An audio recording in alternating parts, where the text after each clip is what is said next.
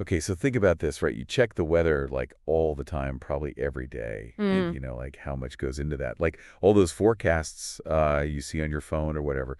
It's like a ton of work behind the scenes, right? Yeah, it's a whole thing. It really is. Yeah, I mean, it's been like the same basic process for like forever since the 50s. Basically, you've got these huge physics-based models running on supercomputers and they just crunch numbers for Right. hours. Yeah, sometimes even days, right? Yeah, exactly. And it's like a huge amount of power just to get those predictions out. Which is kind of crazy when you think about it, like how much we just rely on getting that information. Yeah, it is kind of wild. So that's been like the standard, these giant institutions with these massive computers.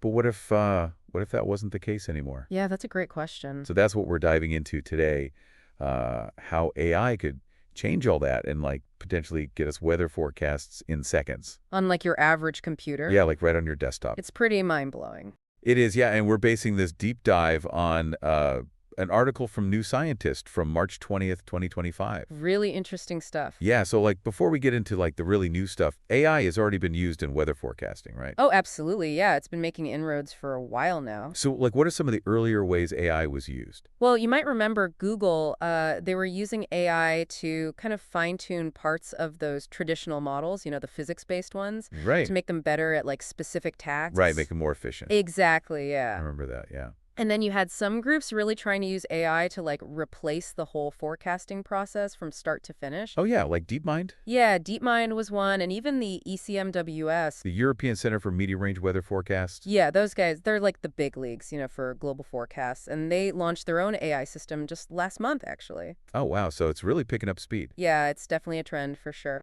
Okay, so that's all really cool. But what's like the big difference with this new research, this stuff coming out of Cambridge? Right. Well, all those earlier attempts, they still needed that initial data prep, like Yeah. all the data from satellites and weather stations and all that. Yeah. It's like putting together this crazy complicated puzzle with billions of pieces. Oh wow. Each piece is like a tiny measurement of the atmosphere. Okay. And just getting all these pieces in the right place is a huge job. So that's what they call initialization, right? Exactly. And it can take up a ton of computing time just for that part. Wow. So that's what's different about aardvark. Right. That's the big innovation here. It tackles both the forecasting and that initialization stage. So it's like skipping a whole step, basically. Yeah, it's more like streamlining a really complex process. Turner, the guy who leads the team, he points out that initialization can eat up like half the computing power in traditional forecasting. Hive. Yeah, it's crazy. So Aardvark is just like, let's bypass all that. Yeah, so it's not just about speed, it's also about like using less resources in general. Exactly. And the article mentioned Aardvark only uses about 10% of the data compared to other systems. That's wild. It is. And the speed is just insane. We're talking about making a full forecast in like 1 second. On a desktop computer? Yeah, your average computer and that same forecast would take hours or days on a supercomputer. That's such a huge difference. That's pretty remarkable. It is, but I mean like, is there a catch? Like, does the speed mean the forecasts aren't as good? Well, that's a good question. And the article does mention a limitation with Aardvark right now, the grid model it uses. Okay, so what does that mean? So Aardvark uses a coarser grid, which means the cells in the grid are bigger. Each one is like 1.5 degrees square. 1.5 degrees square. Yeah, and to compare, something like the EChemWF ERF5 model uses cells that are way smaller, like 23 degrees. So it's like looking at a picture with fewer pixels. That's a great way to put it. Yeah, you get the general idea, but you miss the finer details. Okay, so less detail. So like, what does that mean for the actual weather we'd see? Well, a guy named David Schultz at the University of Manchester, he brings up a good point. Okay. He says that because of the coarser grid, Aardvark could miss those really complex weather patterns, the unexpected stuff. Oh. And it might not be as accurate with extreme weather, where those details really matter. Right, because like a tiny change could make a big difference. Exactly. And the article actually quotes him saying, there's a lot of unresolved things going on that could blow up your forecast. Wow. And he also said they are not representing the extremes at all. They can't resolve it at this scale. So like Aardvark might say it's going to be sunny, but I could get hit with a hailstorm out of nowhere. Yeah, that's the worry. Yikes. But the team at Cambridge, they have a different take on that. They say Aardvark is sometimes actually better at spotting unusual events.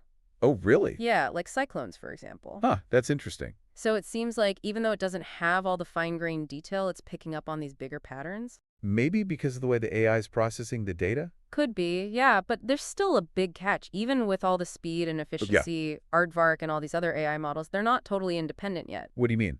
They still rely on those traditional physics-based models for training. Oh, really? Yeah, Turner's really clear about that. He says it absolutely doesn't work if you take their training data away and just use the observational data to train off. Ah. They tried to do that, go completely physics model free, and it just didn't work. So it's like they're learning from the old system to create the new one. Exactly. And Turner sees that as a collaboration. Yeah. Scientists keep improving those physics models, making them super accurate. Right? And then those improved models make the AI models even faster and more efficient. So they kind of work together. Yeah, it's like a win-win. I like that. Yeah, but the article also brings up another idea for the future, a more radical one. Oh, yeah, tell me about that.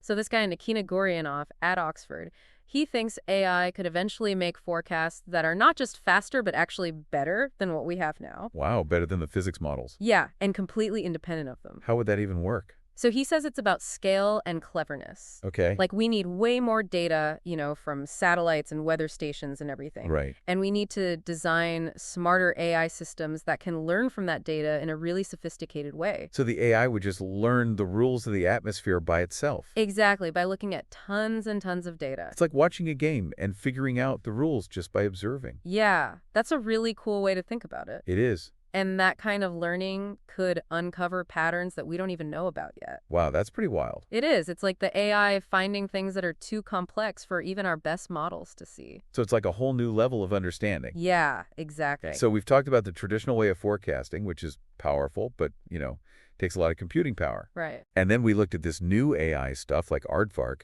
which could give us forecasts in seconds on just a regular computer. And uses way less data. Right, but there's still some limitations, like the resolution of the models. Yeah, and the fact that they still depend on those physical models for training right now. Right, so it's like we're at a crossroads, kind of. In a way, yeah. We could see AI working with those traditional models, making them even better. Or Or AI could become completely independent and maybe even more accurate. Exactly. And it's going to be really interesting to see how it all plays out. Yeah, who knows what the future holds, but it's definitely going to be exciting to watch. Absolutely. So this deep dive into AI weather forecasting, it really makes you think. Yeah, for sure.